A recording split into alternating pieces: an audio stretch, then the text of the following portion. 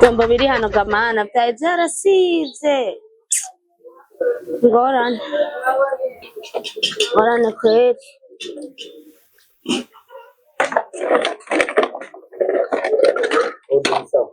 Ego ni sawa, karibu. Ego karibu. Karibu. Ndabaha agatebe mwicare. Agatebe mwicare. Karibu.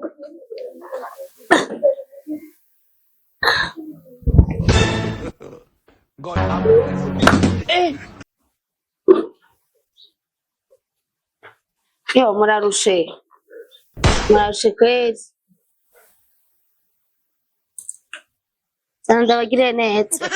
Ndabashire ngaha neza. Isawa mumeze neza. Mugenzo n'amahoro. Uze? Mugenzo n'amahoro. Yego. Amahoro ariko nyene ndiko ndasabiriza. Jewe urumva muri nasi nabagize ikibazo barangonga. Yego. Ariko Imana yaragerageje iranginga igufa ntiryavunika. Acavunika inyama. Rero inyama bambwiye ko bashaka kutugerera mu Bushinwa.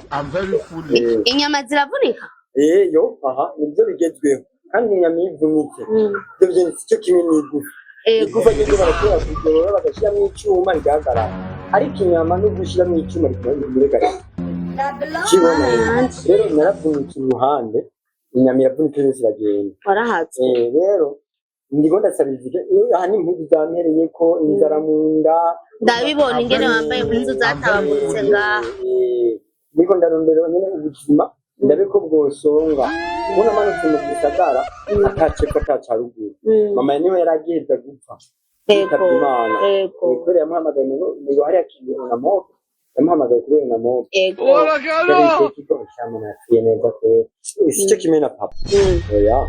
Papa nawe yapfuye. Papa wanje mu gupfa ntiyasanzwe. Ntiyaraja muri sentare gusamba.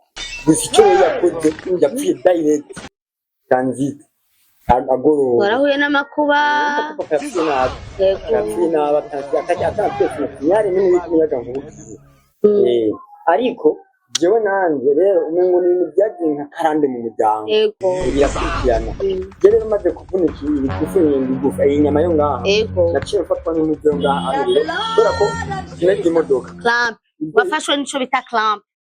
Clamp. Oya namaye clamp yabaye. Ndavuze clamp. Clamp. Okay, basi. Ipine ry'imodoka kubera ko trovizeri y'imodoka yakwisa ipine ricariho nyura y'imodoka rero niyo ryakaruki urimvuye kure kweli urimvuye kure mbamvunitse epfo na ruguru urabibona ngaho gitambo kubera aha ikibazo cyahabaye umurindi w'imitsi warahagaze kuko amaraso nyine ntagitanga none ko bataguciye ukuguru ko nzi abantu nk'abo kenshi baca babaca ukuguru wowe waragira ubuntu kuba nuko ukuguru kugihaye mu bintu bariko barashaka kwa muganga gusa natanye muganga ariko abishyira mu mutima mubi washaka ko baguca rega ariko byari bikwiye kumera kandi ingwara nayo itabyemera none ingwara niyo yotegeka muganga na wewe kuracanga gusa byiza nimba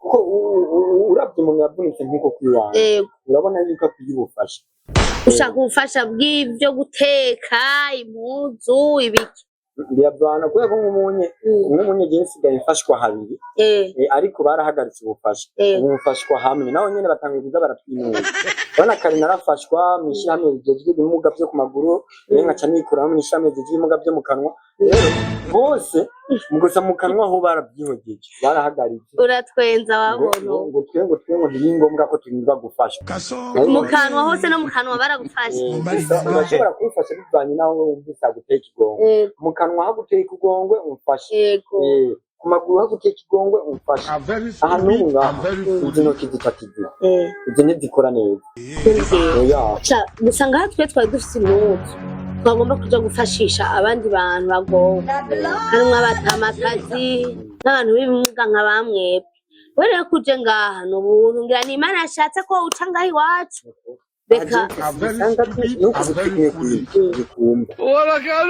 ugenda yo muri make yarangonze ku buryo agongana igihimba kimwe kigonga kimwe ku mubiri yarakigonze kimwe ariko umuntu agira ibimba bibiri yarakunze kimwe hasigaye izuru ryonyene iri rirahera Yesu wanje yino irakomeye ariko iyi yino yose kumanuka maguru we pararize n'Imana yakoze nakubwiye ko n'uruhande rw'imishatsi yino nihenze nkarumwa gusa nibyo sura kumera nibara cyo gutuma ugumye gutyo onye n'urushatsi nta kundi maze ngumikugira neza iciye mu bantu reka turabe debo ntabwo kurya utwo twari bwaboneke ngira ngo muzozi undi munsi twabonetse udisha sanga tugira ngo tuyicishe nawe urakunda kujya reka tugwizo muzu gusama uze kuraba handi byabonetse debo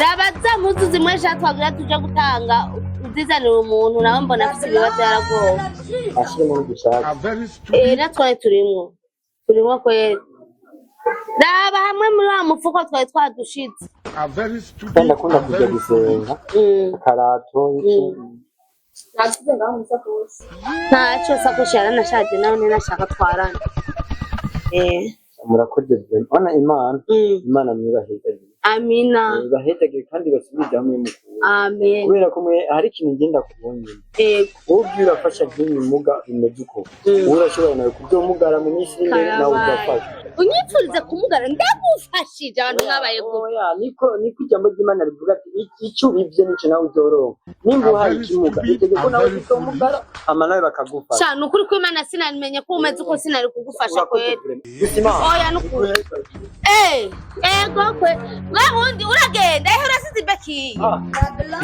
ewe oya reka biraremere nta kuntu bitwa Yesu Kristo mwenye Nazareti urabona